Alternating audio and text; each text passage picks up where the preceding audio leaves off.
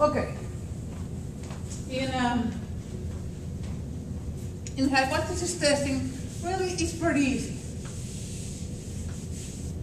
In hypothesis testing, we have the null and the alternative hypothesis. Let's talk about the three types of hypotheses that we may have. Either that, and I'm going to use the first part of the chapter because that's easier to get. That the mu is equal to a constant against it is not equal. Okay, this is one possible alternative for hypothesis testing. The next one is that the mu is less or equal against that is greater than a particular constant. And the third type of hypothesis is when the mu is greater or equal than mu zero against that is less than mu zero. Okay? So the first one is what is called the two-tailed test. Okay? Two-tailed test. This one, when the mu, the null hypothesis is less or equal, we are dealing with an upper tail test, and in this case, we are dealing with a lower tail test. Okay? Now, what is alpha? Remember, we have control over alpha.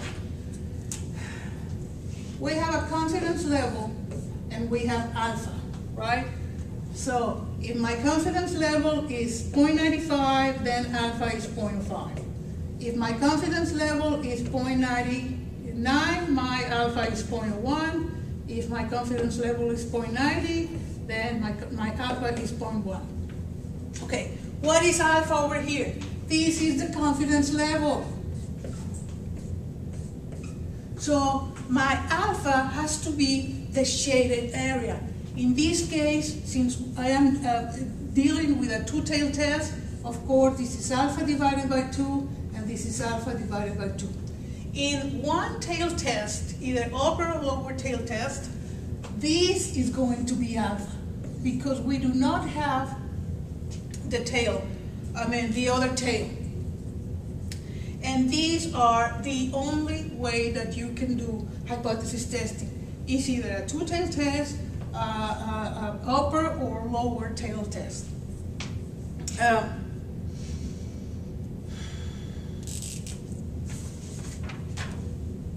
We have over here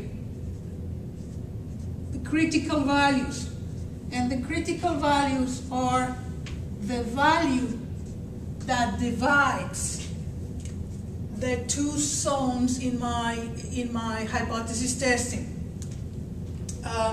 In a two-tailed test, over here we have the rejection zone. Rejection zone. So the shaded areas are the rejection zone. And these over here, we have the fail to reject zones. Fail to reject and fail to reject. In this case, to the left of this critical value, we have the rejection zone. And in the upper tail test, to the right of the critical value, we have the rejection zone. Okay? So, the critical values are very important because that is the value that divides the rejection zone from the fail to reject zone.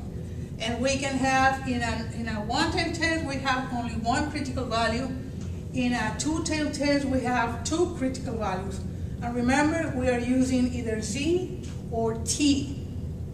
And Z, and of course in either C or T, we are dealing with distributions that are symmetrical, where the mean is equal to 0. So these values over here are the positive and the negative values.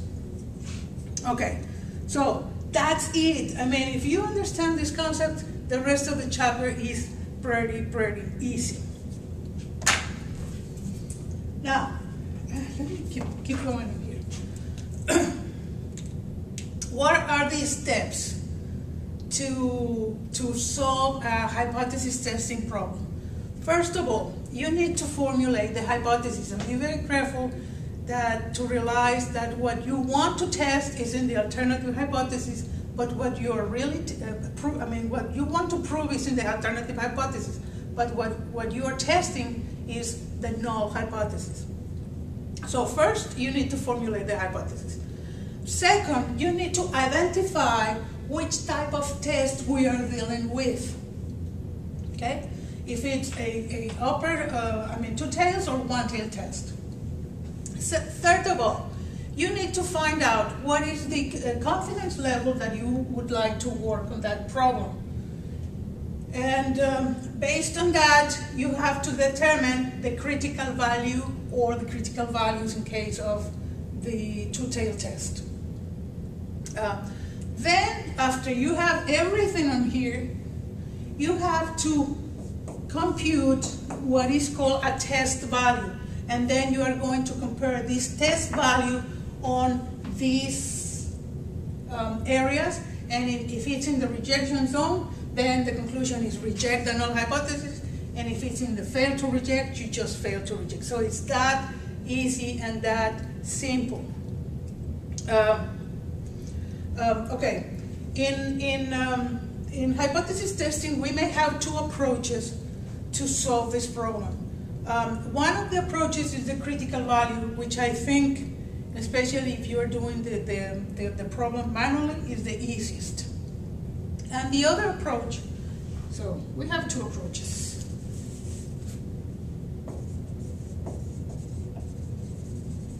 The critical value approach or the p-value approach.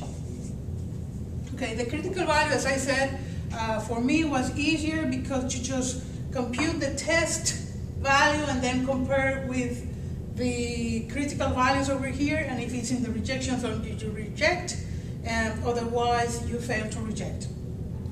And the p-value approach, you also have to compute the test value, okay? In both of them, you have to compute the test value. However, in the test, in the p-value approach, you have to get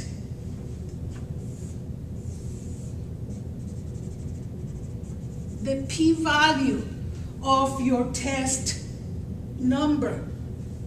Okay, this is your test number, and let's say that we are dealing with an upper tail test.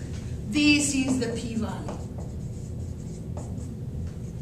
Okay, now the p-value when you are dealing with a two-tail test, you have to, in a two-tail, you have to multiply times 2.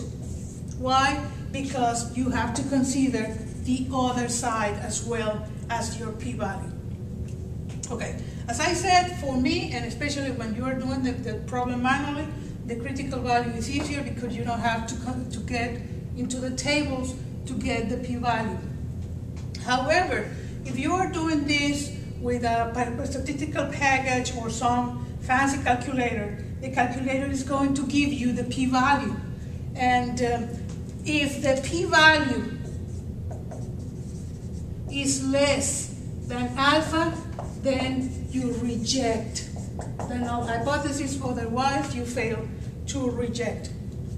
Now, either way that you use, you should have exactly the same conclusion. So it's different alternatives to solve the same problem, and you have to end it up with the same conclusion. If you ended up with different conclusions, then you are doing something wrong in each one of them. Okay, so that's it. That's it. This is the two approaches, and I prefer this one, but if you prefer this one, I really don't care.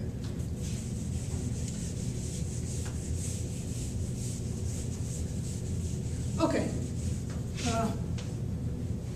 let me this and start